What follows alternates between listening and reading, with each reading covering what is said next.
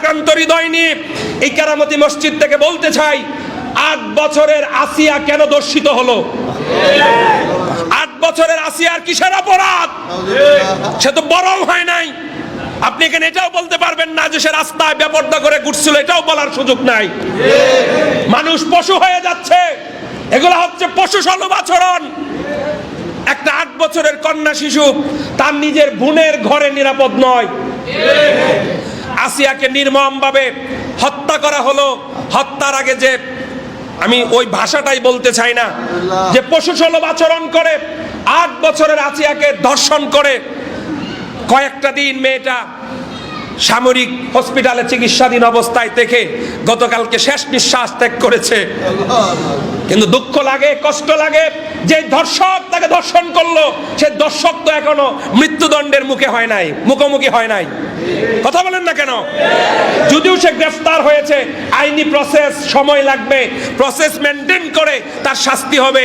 কিন্তু আমাদের দাবি, আমরা যে গভর্নমেন্ট আছে, আমরা এখান থেকে বলতে চাই, আমার মিডিয়ার ভাইয়েরাও আছে, কথা পৌঁছে যেতে পারে, এখান থেকে বলতে চাই, আপনি শরিয়া আইনের ভিত্তিতে কোরআন সুন্নাহর আইন কায়েম করে প্রকাশ্য দিবালোকে ওই দর্শনকারীকে মৃত্যুদণ্ড নিশ্চিত করেন। কিসের বানোয়াট আইন? কোরআনের আইন দিয়ে বিচার করেন, তাহলে 90 দিন লাগবে না, 2 দিনই যথেষ্ট। ঠিক না বেঠিক বলেন? কারণ অপরাধী তো শনাক্ত হয়েছে, অপরাধী নিজেই স্বীকার করেছে, ভিকটিমের বোন যেখানে ছিল বলেছে, আপনারা জানেন বিষয়গুলা। কিন্তু প্রচলিত আইন, এই আইন তো কোরআনের আইন নয়, এজন্যই 1 বছর লাগে, 90 দিন লাগে। কথা বলেন না কেন আপনারা? কিন্তু কোরআনের আইন যদি কায়েম থাকতো, সুন্নাহ ভিত্তিক সমাজ যদি চলতো, মসজিদের ইমাম অথবা চিফ জাস্টিস প্রকাশ্য দিবালোকে পাথর মেরে ওকে মারতো। ঠিক না বেঠিক বলে?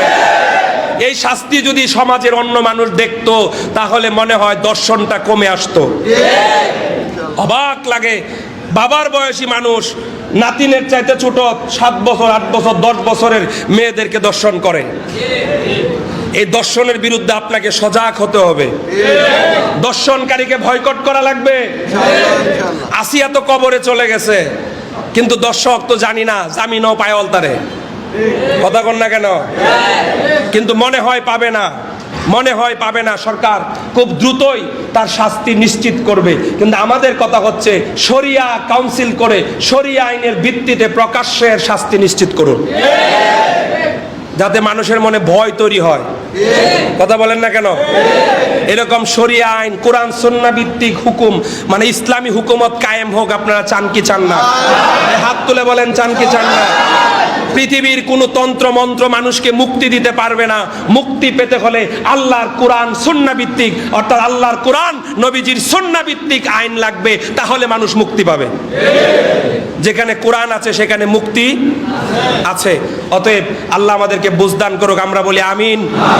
শেষ সময় আবার বলতে চাই, মানুষ মানুষের জন্য, জোরে বলেন, মানুষ মানুষের জন্য।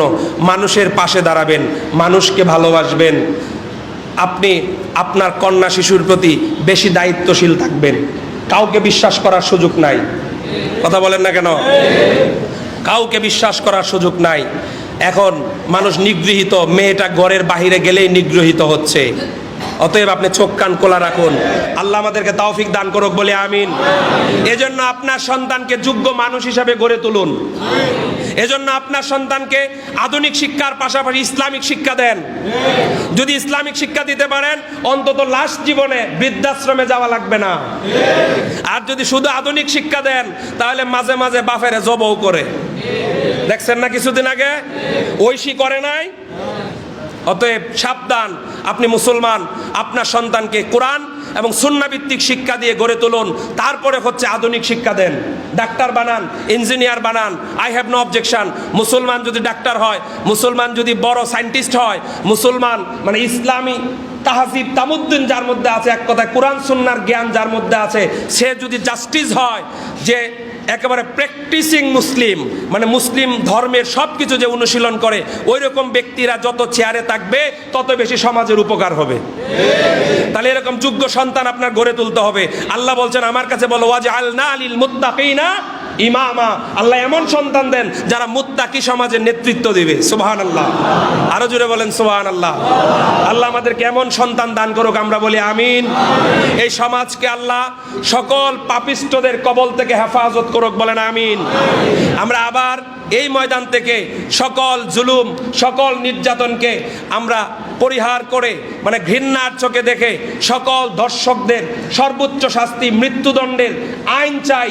দর্শনের শাস্তি যেন মৃত্যুদণ্ড হয় অবিলম্বে, এই মর্মে যেন আইন বাস্তবায়ন হয়, আইন প্রণয়ন করা হয়, মানুষের নিরাপত্তা নিশ্চিত হোক। জুড়ে বলেন আমিন।